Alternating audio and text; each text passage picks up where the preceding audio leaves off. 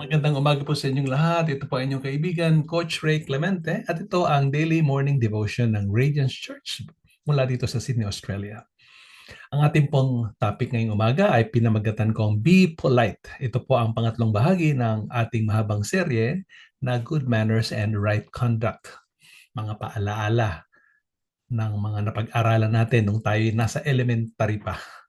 Ang ating talata ngayon ay nasa Romans chapter 13 verse 7 at ito ang sinabi ni Apostol Pablo. Give to everyone what you owe him. Respect to whom respect is due.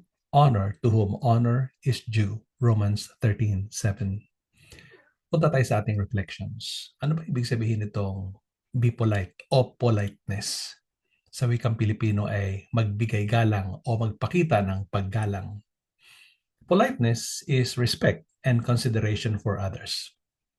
I'd say that it is civility in its highest form. It is a practice of exercising extreme care in how we speak and act, being careful to express value and courtesy to the people that we speak with, young and old, regardless of their social status. So, diinan natin ng konti. Ang ibig sabihin ng pagiging polite ay higit pa sa pagbibigay galang. Ito ay pagiging maingat kung paano tayo nakikipag-usap sa mga tao, sino man sila, bata, matanda, mas mataas ang pinag-aralan sa iyo o mas mababa, sino man sila sa kanilang antas sa lipunan, ang pagiging polite ay pagiging maingat sa ating pakikipag-usap sa kanila. Now, ang mga taong polite ay mga taong madaling makahanap ng kaibigan. Polite people are people who can quickly immerse themselves in good conversations, and because of their respectful attitude, they usually win friends wherever they go. Conversely, yung mga impolite, those who speak impolitely, are shunned or rejected by many others. Look at our verse today. The Bible tells us to give respect and honor to whom it is due. And those virtues are to be seen as something that we owe to other people. Parang utang. It's a debt that must be paid. For today, I'd like to focus on just two things. Practical ways on how to express politeness. Number one, use polite speech. And number two, show polite actions. Punta muna tayo doon sa polite speech. Paano ba tayo magpa-practice ng politeness sa ating pagkasalita? First and foremost, remember to always speak gently and respectfully. Watch the tone of your voice. Ang ibig sabihin, pag nakikipag-usap tayo, huwag pasigaw. Kinakailangan gentle at respectful tayo sa ating mga kinakausap. Say please when asking for something and thank you upon receiving it. Turo natin yan sa ating mga anak. Kapag meron tayong hinihingi, laging sasabihin lang, please. Never make demands. Yung mga salitang I want or I want you to, these are very impolite phrases and must never be used. Turuan natin ng ating mga anak na huwag gagamit ng mga salitang I want at I want you to. Igalang din natin ang mga nakakatanda. Gagamit tayo ng mga salitang sir or madam or ma'am or officer or pastor or reverend, hindi ba? Mr., Miss, lagi nating i-address kapag sila ay merong mahalagang posisyon sa lipunan. O kung sila ay kaibigan, tawagin nating kapatid, brother or sister.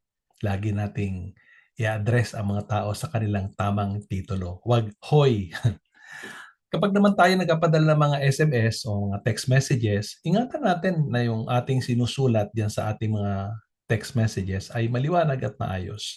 Kung hindi mo kayang i-express sa magitan ng mga salita, magpadala ka ng emoji na nagpapahiwatig ng magandang kalooban o nagpapakita ng politeness.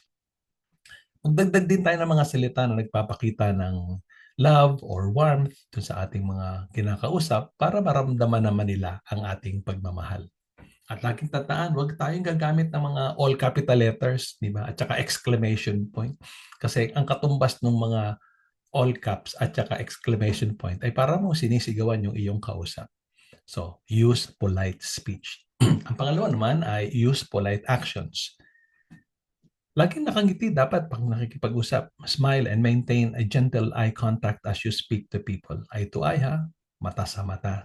Never look away, never turn your back, never walk away or answer your phone while conversing. Kabastusan yun. Kapag may kausap ka, kung saan ka nakatingin. Pagkausap ka, bigla ka may gagawin. O bigla kang aalis at pupunta ka sa toilet. Or biglang magre-ring ang telepono mo at bigla ka na makikipag-usap sa iba. Yan ay kawalan ng politeness. At maging maingat din po tayo sa ating mga hand gestures. Ito medyo mahabang topic pero magbigay lang ako ng ilang mga bagay tungkol dito. Una, ang pakikipagkamay at pagbow ng konti at konting tapik sa balikat ay mga gestures ng politeness. Ingatan natin kung paano natin ginagamit ang ating mga kamay. Huwag tayong magtututuro. Never point your finger at anyone. Bakit? Kasi yung pointing finger, nagde-demonstrate yan ng accusation or blame. Pag may nakakakita sa iyo, kausap mo isang tao na mayroon kang ginagamit mong iyong daliri, tinuturo mo sa mukha ng isang tao, ipinapahiya mo siya. At ingatan din natin na huwag tayong tatawag sa mga tao sa pamamagitan ng ating index finger. Yung para bang tumatawag ka ng hayop. Never beckon someone with your index finger. Why? Because it degrades them. And also, never clench your fist. No matter how angry you are, remember to never clench your fist. Bakit? Kasi yan ay nagpapakita ng kawalan ng politeness. O yun lang, mag-practice po tayo ng politeness para welcome tayo kahit saan.